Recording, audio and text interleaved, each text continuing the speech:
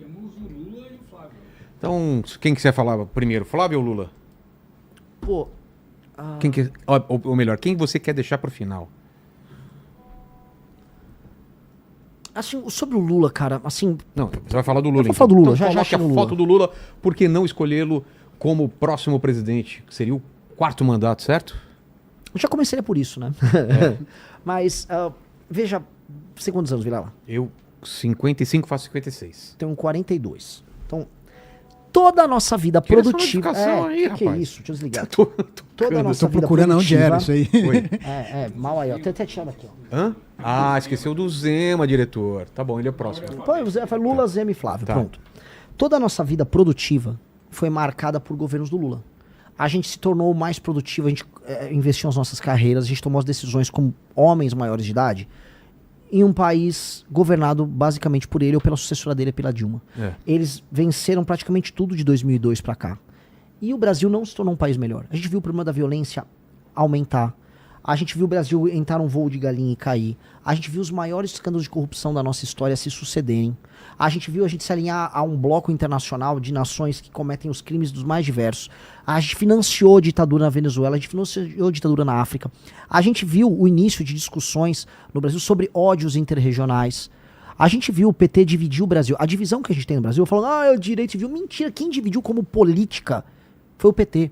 Foi a estratégia que o João Santana adotou com o Lula após o Lula ter o Bolsa Família, que aí ele ficou realmente hegemônico no Nordeste. O Lula ganhou em 2002 com um voto bem distribuído por toda a nação. Tinha voto no Sul, daí ele ganhou em São Paulo em 2002.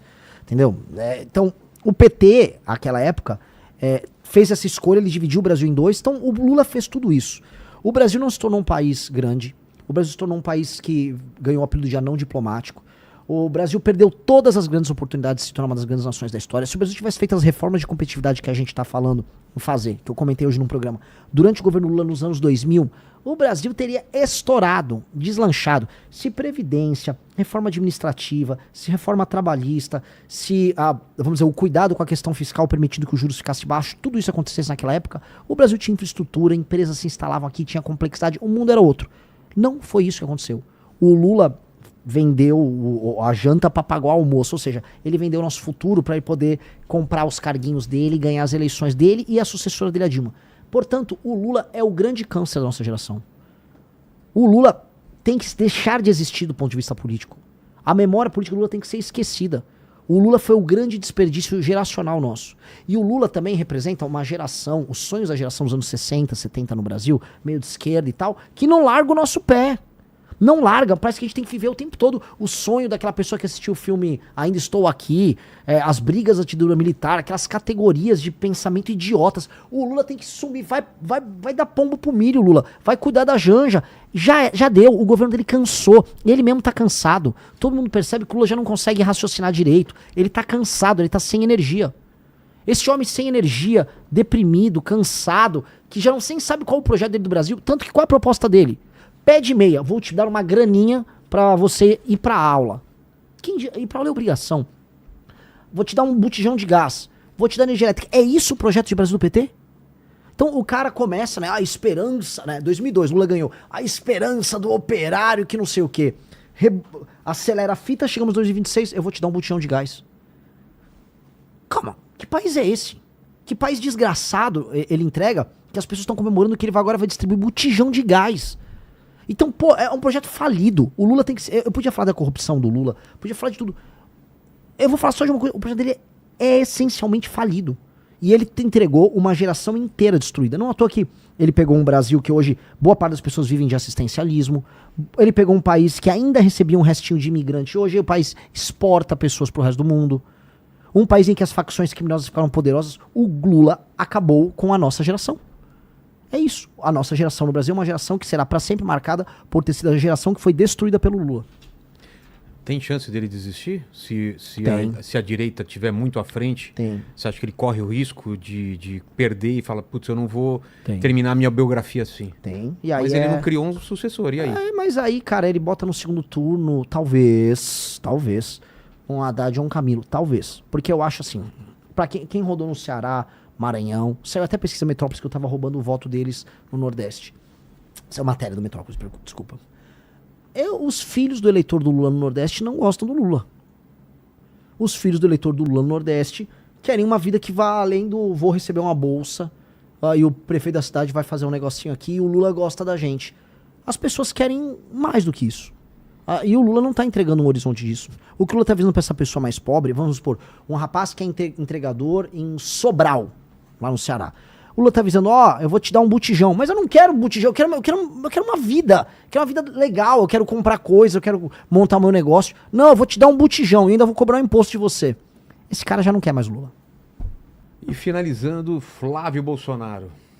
Por que não escolhê-lo? Eu já falei pra muita gente, o Lula, se a gente fosse fazer uma leitura, quase bíblica da coisa, o Lula é o nosso capeta e o Flávio é o nosso Judas. O Flávio é o nosso Judas, o Lula é o nosso capeta. Assim mesmo? Capeta e Judas? Se você fizer uma leitura muito simples. Mas o Lula é o nosso inimigo natural. É o você cara que não é Jesus, não, né? Graças a Deus, não. Nem posso.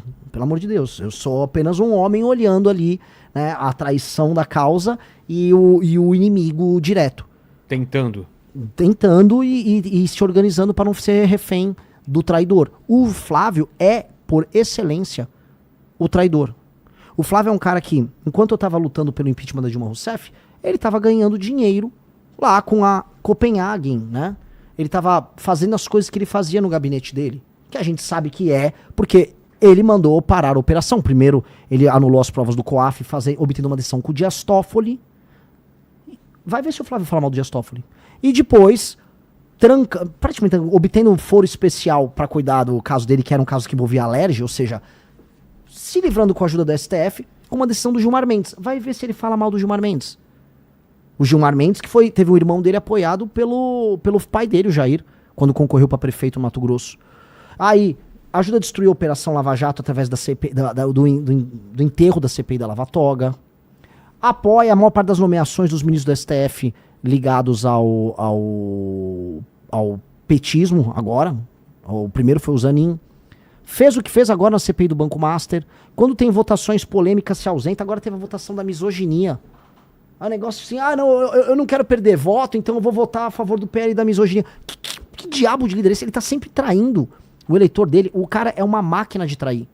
Só que eu acho, vou ser sincero, Vilela, eu acho que ele nem percebe.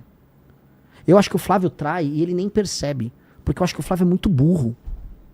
Eu acho que o Flávio é muito burro. Por que você acha que ele foi escolhido? Ele não era a primeira Porque opção. ele é filho, né? Porque ele tem a marca. Não o Tarcísio e a Michele?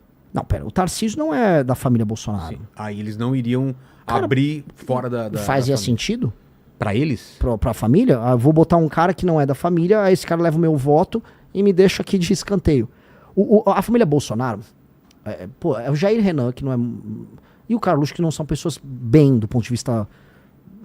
Que não estão bem do ponto de vista cognitivo. Eu não vou ficar falando tantos caras. O Eduardo tá lá nos Estados Unidos, querendo ser um líder mundial de nada, lá comemorando que tarifou o próprio país. Aí o Flávio tava aqui.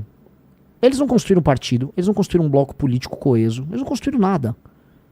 Pô, a gente montou um partido, eles não. E aí, então, quando você não monta nada, você depende só do teu nome, da sua intenção eleitoral, que é o nome do Jair Bolsonaro, que tem um recall grande.